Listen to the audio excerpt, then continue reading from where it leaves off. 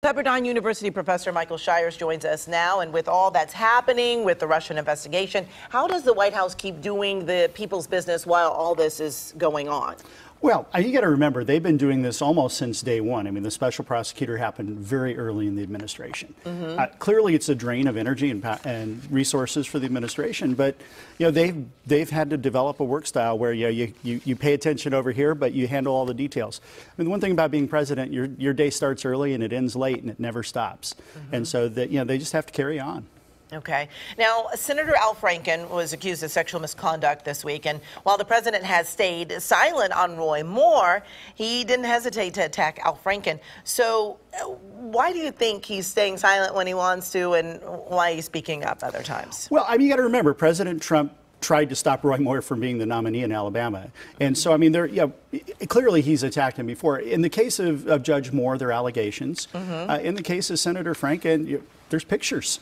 I mean, it's very real, and there is some back and forth politics obviously going on here.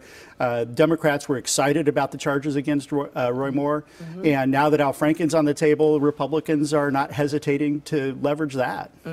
Well, speaking of Roy Moore, how critical is it for the GOP to keep that seat Republican? It's critical. I mean, first, I mean, if the allegations are true, obviously, Judge Moore doesn't belong in the Senate. But they are allegations. There are some question about the timing of all these things. And so I think voters in Alabama are going to have to decide, what they think. I mean, I think it would behoove the Alabama Republican Party to make a strong statement that there should be a clear investigation just to clear his name. It's critical that Republicans hold that seat because, I mean, the Senate's in the balance. It's going to be very tight going forward. And so if they hold that seat and then he gets removed, then the governor gets to appoint his replacement, which still keeps it in Republican hands. Okay. And, now that the president is back from China, he has said that this was a very successful trip. Are there really any concrete signals that it really was successful, or do we kind of have to wait and see on this one? Well, I mean, the first success is that things didn't go wrong. I mean, there's not a war with North Korea this week, which, there was a lot of concern that, tensions could really escalate while he was over there.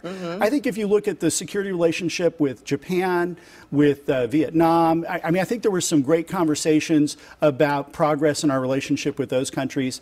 We have to walk a very fine line with China. We're on the border of a trade war with China. At the same time, we're hoping China can be our partner in dealing with North Korea. So the fact that there were a lot of conversations there, clearly, I think we're going to have to see the outcome of that in the future. All right. Thanks so much, Professor Michael Shires from Pepperdine University. We certainly appreciate your time. And if I can throw in a Go Bruins. Go Bruins. Nice tie.